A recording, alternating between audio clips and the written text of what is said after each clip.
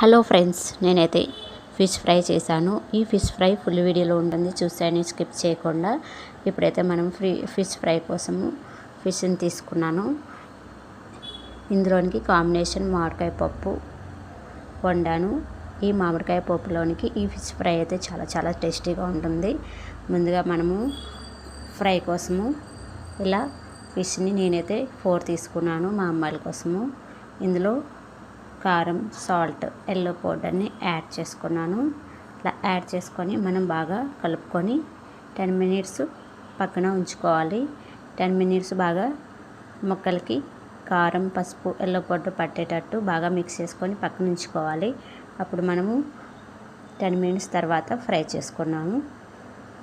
ఈ fish fry full వీడియోలో ఉంటుంది, చూసేయండి స్కిప్ చేయకుండా. సో మీరు మా ఛానల్ సబ్స్క్రైబ్ చేయండి, లైక్ చేయండి, షేర్ చేయండి.